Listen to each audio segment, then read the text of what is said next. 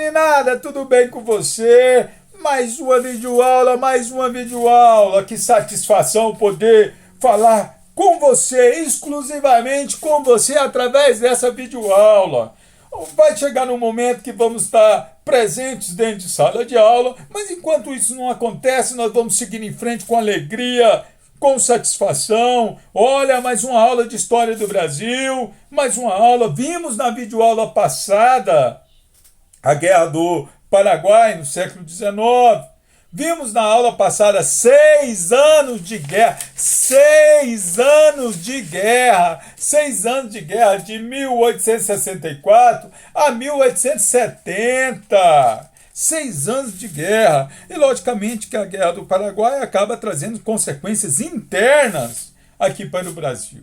Internas. Então, o tópico de hoje, para a gente finalizar essa videoaula, nós vamos finalizar o Segundo Reinado e, consequentemente, finalizar o período imperial. Então, o tópico da aula de hoje é a crise do Segundo Reinado. A crise do Segundo Reinado. Para que você entenda por que o Segundo Reinado entrou em decadência, lembre-se que três pilares sustentavam o governo, dava sustentação política ao governo de Dom Pedro II. Os militares, a Igreja Católica e a elite agrária. Então, Dom Pedro II, ele tinha como alicerce político as colunas que davam sustentação, os militares, o exército brasileiro, a Igreja Católica, que controlava as massas, tinha um controle sobre as massas, e a elite agrária, o aspecto econômico. Três grandes questões vão ajudar a gente a entender por que o Segundo Reinado desabou. E ocorre a proclamação da República. Isso de forma interna. Lembrando que externamente eu tenho a Guerra do Paraguai. Externamente, lembre-se que a gente está ainda sob a influência dos ideais iluministas. Lembre-se que os países aqui ao redor da América, todos eles são republicanos.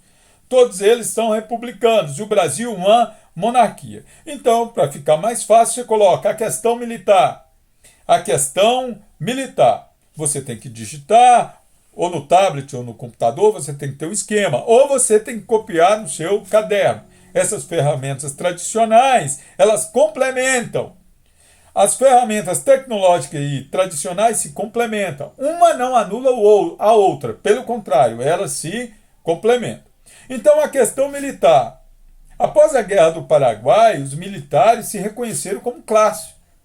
Perceberam que era extremamente importante para a sociedade brasileira, inclusive em proteger o solo sagrado, o território brasileiro. E começaram a exigir maior reconhecimento tanto por parte da sociedade, tanto por parte da imprensa. E buscavam também a participação política.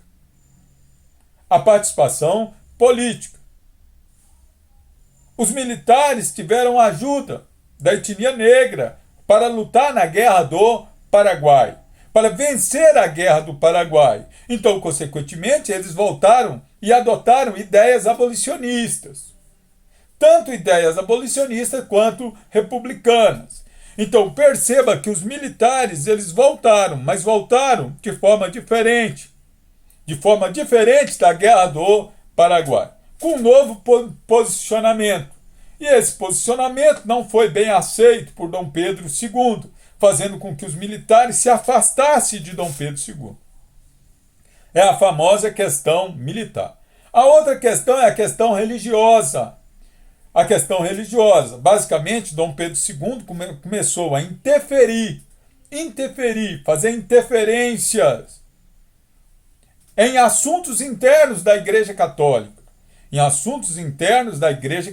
Dois pontos altos. O padroado. Nessa questão religiosa, nós temos o padroado, que determinava que os cargos eclesiásticos deveriam ser indicados pelo imperador. Lembre-se que quem indica quem vai ser o bispo de uma determinada região é a igreja, e agora o imperador quer fazer isso. Então ele está interferindo nos assuntos religiosos. E o outro é o beneplácito. O outro é o beneplácito, que determinava que as questões religiosas provenientes da Santa Sé, a sede da igreja, só poderiam entrar em vigor aqui no Brasil após o consentimento do imperador. Então, o imperador quer decidir o que deve ou não ser uma prática religiosa aqui no Brasil. Ele deve consentir. Por exemplo, naquela época, a igreja decidiu expulsar os maçons. E o imperador ele não concordava com essa tese. Não concordava com essa tese. Ocorre conflito entre a igreja e o império e alguns bispos são presos. Então, imagine o tamanho do desgaste do imperador com a Igreja Católica. E qual a importância da igreja? Ela que determinava, de certa forma, e controlava as questões culturais, os costumes da população brasileira. A igreja estando ao lado do imperador significava popularidade. A igreja afastando do imperador, diminuição da popularidade. Consequentemente, a igreja se afasta do imperador e a sua popularidade diminui. Então perceba, o imperador já perdeu o apoio dos militares e agora está perdendo o apoio da Igreja Católica. Em outras palavras, está perdendo a sua popularidade. Vai se enfraquecer. Vai se enfraquecer. E em se enfraquecendo, consequentemente, a chance de cair é muito grande. Mas ainda tem um pilar que ainda segura o imperador do poder. A elite agrária. A elite agrária. Só que a elite agrária ela vai se afastar do imperador devido, coloca aí, a questão abolicionista. A questão abolicionista. A questão abolicionista é desde 1850. O que aconteceu em 1850? Então nós vamos colocar um conjunto de datas aí para vocês. É importante que você tenha no seu caderno. Em 1850 eu tenho a Lei Eusébio de Queiroz. Nós já vimos em videoaulas passadas a Lei Eusébio de Queiroz, que defendia o fim do tráfico negreiro. Lembre-se que a mão de obra brasileira é uma mão de obra escrava. E a Lei de Eusébio de Queiroz defende o fim do tráfico negreiro. Em 1871, ocorre a Lei do Ventre Livre. A Lei do Ventre Livre, olha a data, 1871, século XIX. A Lei do Ventre Livre, que defendia a liberdade para o afrodescendente. Lembre-se, o afrodescendente é escravo aqui no Brasil. O afrodescendente nascido no Brasil. Então, todo aquele negro africano que nasceu aqui no Brasil não poderia mais ser escravo. Então, essa lei, ela acabou com a hereditariedade da escravidão. Com a hereditariedade da escravidão. O indivíduo aqui no Brasil, nasceu no Brasil, não pode mais ser o quê? Escravo. Mas na prática, muito difícil ela solucionar o problema da escravidão, na prática. Em 1885, ocorre a lei do sexagenário, ó a data, 1885, lei do sexagenário. Dava liberdade para o afrodescendente, que era escravo, com mais de 60 anos. Com mais de 60 anos. Com detalhe, tinha que trabalhar mais 5 anos a título de indenização. Pagamento de indenização trabalhando mais 5 anos. Por essa lei, só dá para imaginar que a vida começa aos 65 anos.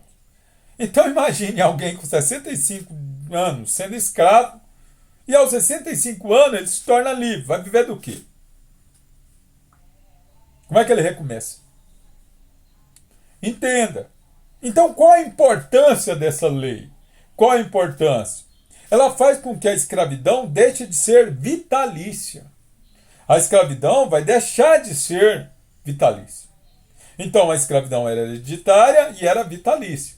Essas duas leis, a lei do ventre livre, acaba com a hereditariedade. E a lei do sexagenário, a escravidão deixa de ser vitalícia. Mas realmente a lei que acabou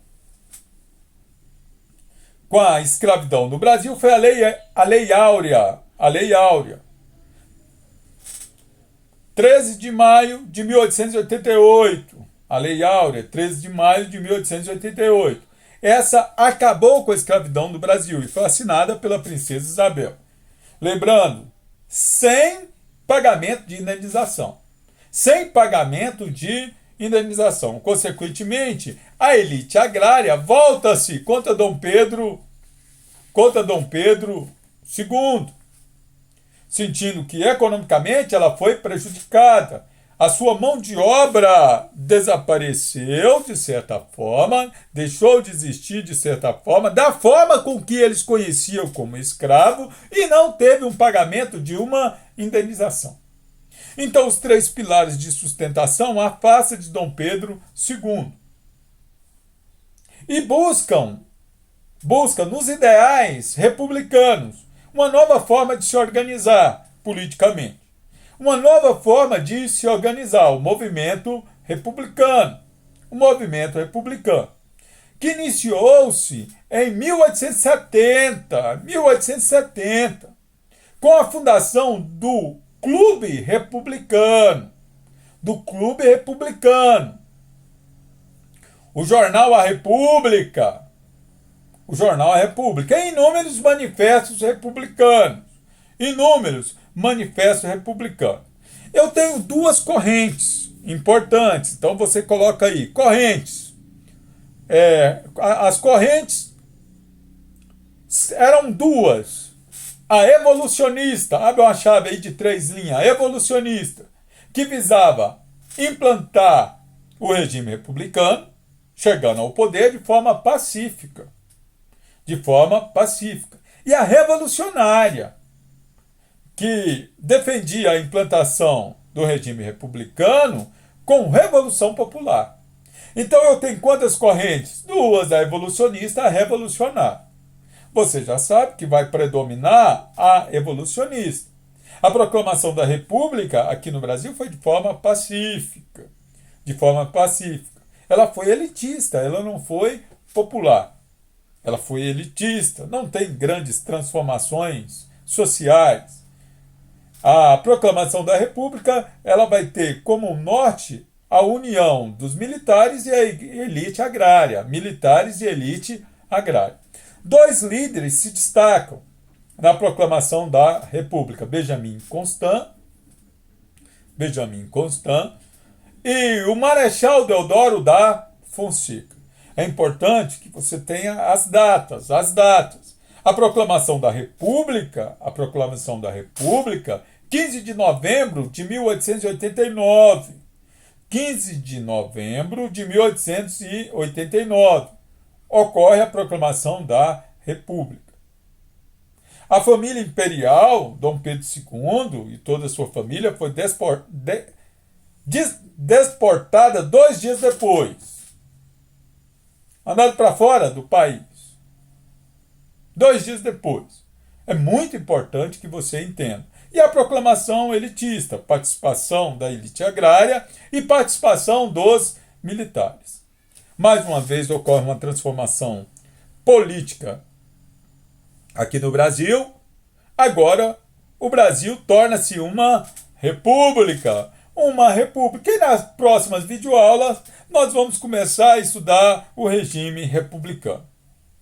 Uma matéria fantástica, uma matéria que você tem que ter algumas datas, porque essas caem, você tem que tomar um cuidado. A sequência da linha de raciocínio, ela é extremamente tranquila, e, consequentemente, você vai enxergar as transformações. A mudança de comportamento, a mudança de mentalidade, os choques sociais, fazendo com que caia um regime político e surja outro regime político. E as transformações que você vai perceber que são de formas lentas, principalmente quando voltada ao desenvolvimento do povo e da sociedade. A organização política é assim: quem toma o poder geralmente organiza e amplia o poder de acordo com os interesses dos grupos que estão no poder.